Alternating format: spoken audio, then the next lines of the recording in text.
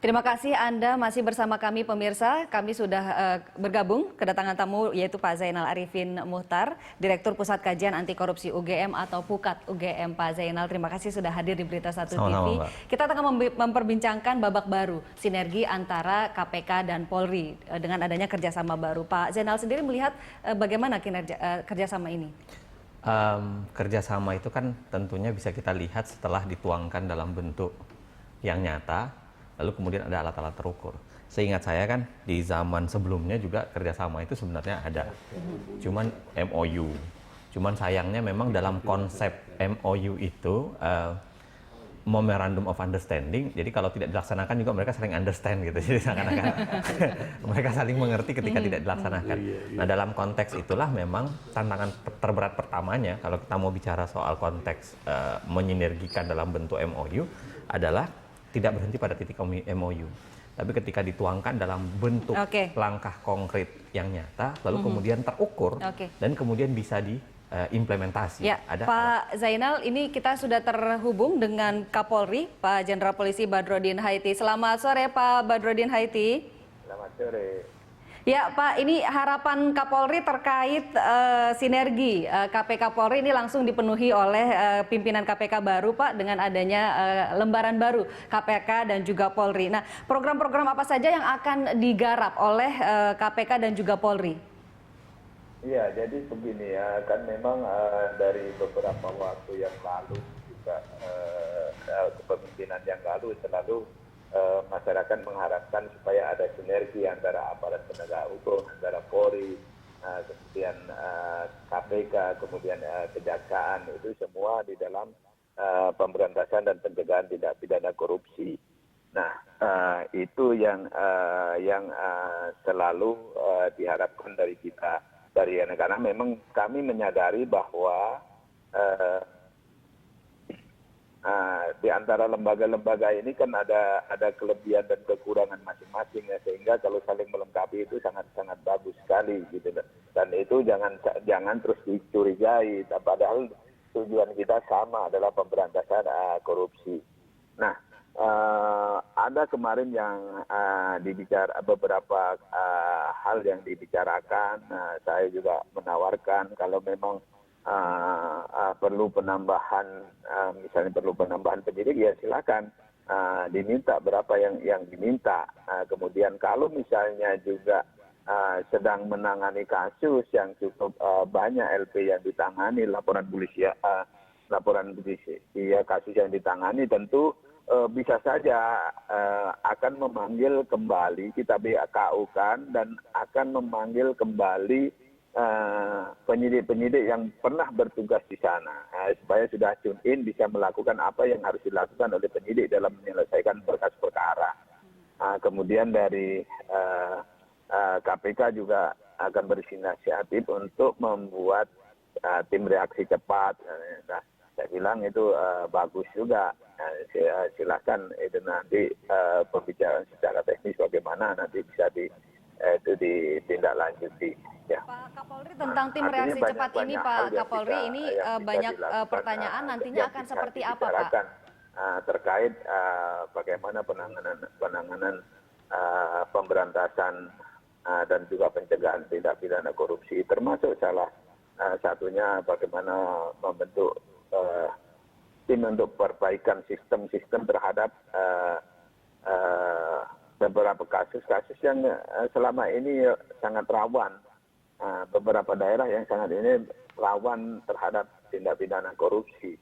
Misalnya terkait dengan bansos. Kenapa sih kok bansos ini selalu ada kerawanan-kerawanan dalam untuk dikorupsi? Nah, bagaimana manajemennya, bagaimana sistem pendistribusiannya dan seterusnya. Ini kan memerlukan satu pengkajian supaya ke depan dana yang seperti itu tidak, kalau sudah diperbaiki sistemnya, tidak dikorupsi lagi. Nah, itu yang bisa saya sampaikan. Pak Kapolri, boleh minta penjelasan lebih lanjut tentang tim reaksi cepat ini, Pak Kapolri? Ini banyak menimbulkan pertanyaan, apakah sudah ada pembicaraan lebih detail, Pak?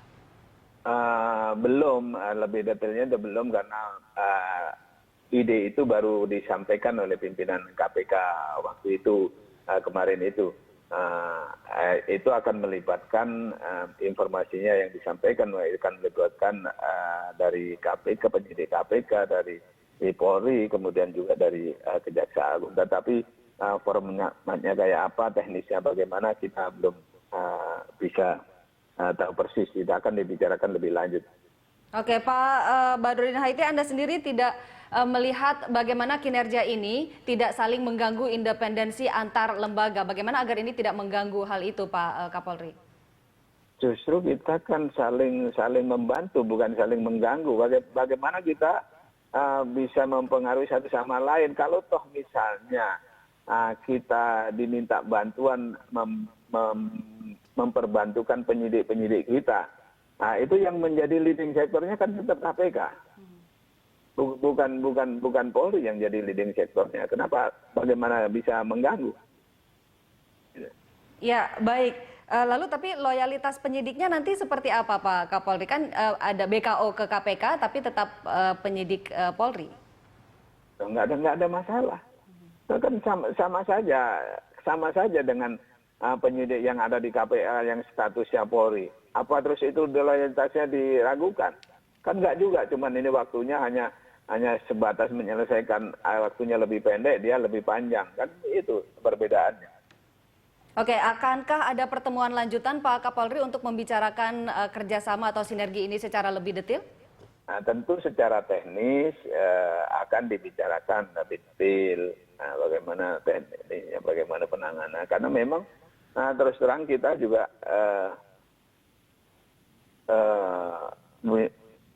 punya kelebihan di bidang sumber dayanya cukup banyak. Nah, mereka juga punya kelebihan di bidang kewenangannya lebih besar, termasuk sistem perizinannya.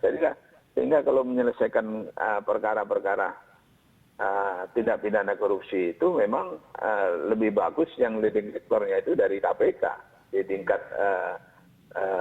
penanganan kasus-kasus yang bisa dikeroyok seperti itu.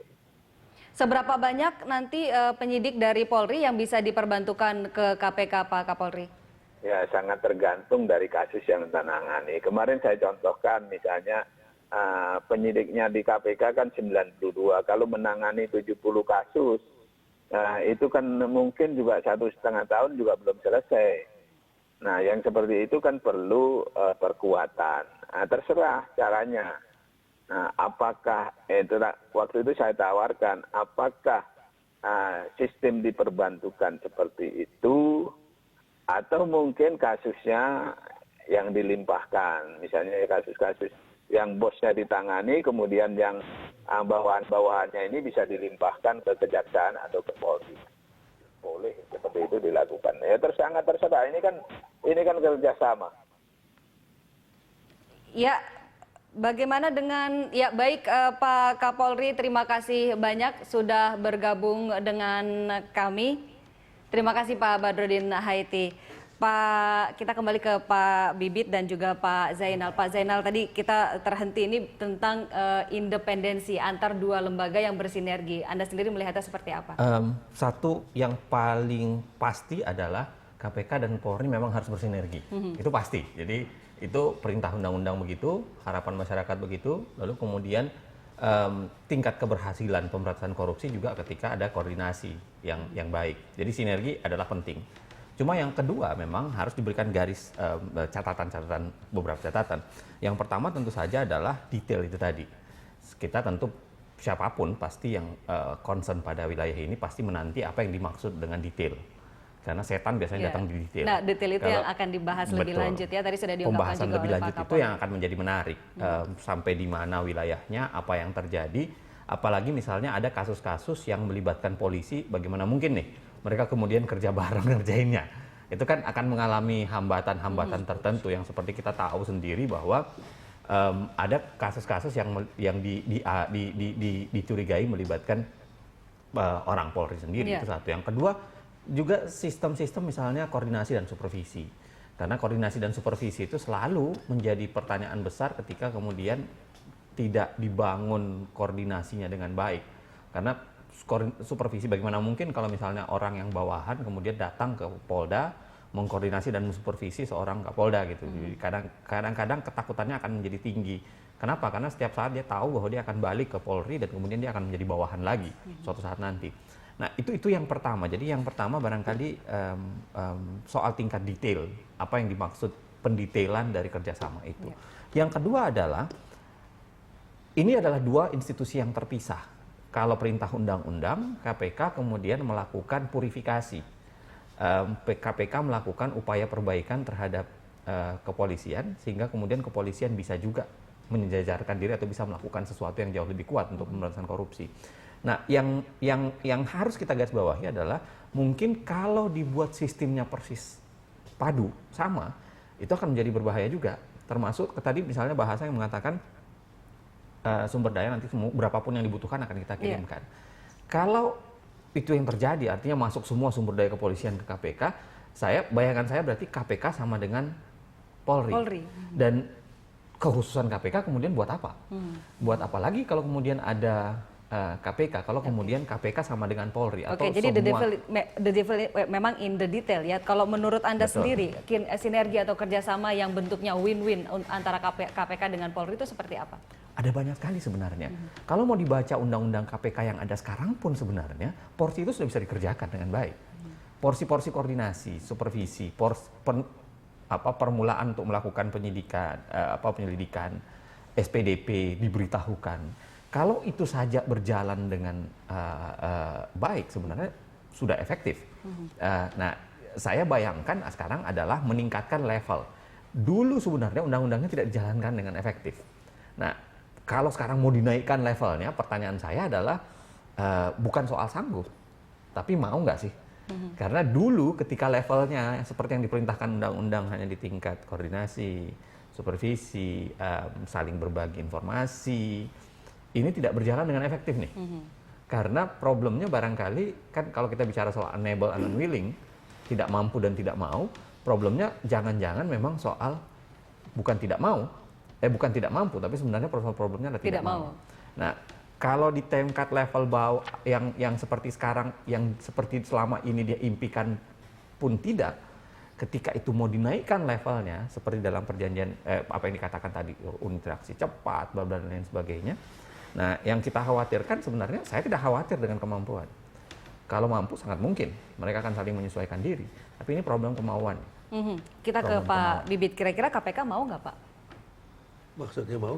Ya, ini kerjasama dan meningkatkan sinergi ke level berikutnya. Pertanyaannya mungkin bukan dengan KPK, tapi ke Polri. Bukan. KPK tuh dari awal tuh mau gitu kan. Nggak mungkin KPK jalan sendiri, nggak mungkin. Karena walaupun bagaimana, banyak bantuan yang diperlukan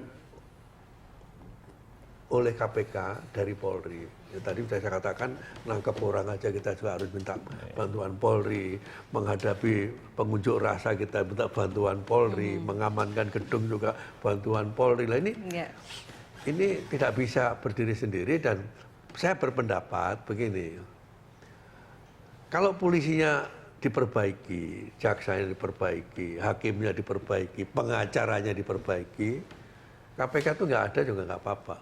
Ya, itu kan. Memang tugasnya KPK trigger mekanisme di sini. Ini nggak jalan selama ini, nggak jalan. Karena yang di-trigger juga nggak mau gitu loh. Jadi masalah kemauan tadi lah. Sekarang ini kalau pimpinan-pimpinan udah mau seperti sekarang ini, tolong buktikan ya. Hasil rapat-rapat Anda tuh buktikan kepada kita, publik ini. Detailnya akan dibuktikan. Detailnya tolong juga jelaskan. Ini loh yang kita tangani bareng.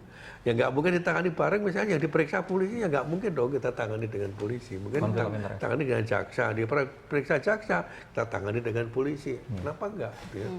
Nah, tapi kalau semua kembali lagi kepada niat untuk membersihkan diri tadi. Kalau sudah ada niat membersihkan diri, kalau enggak, kita usulkan aja pada Presiden ya. Mulai hari ini Pak Presiden ajak masyarakat, seluruh warga masyarakat sampai dengan pemulung. Ada nggak pangkat lebih rendah dari pemulung lagi, ada nggak? Itu mulai hari ini kita tidak korupsi. Besok yang mau korupsi silahkan digantung di mana gitu kan. Nah kalau selama ini kan saya perhatikan kan, kita nangani kasus-kasus sudah terjadi. Yang sudah terjadi ini pada saat itu dalam tanda petik boleh, gitu.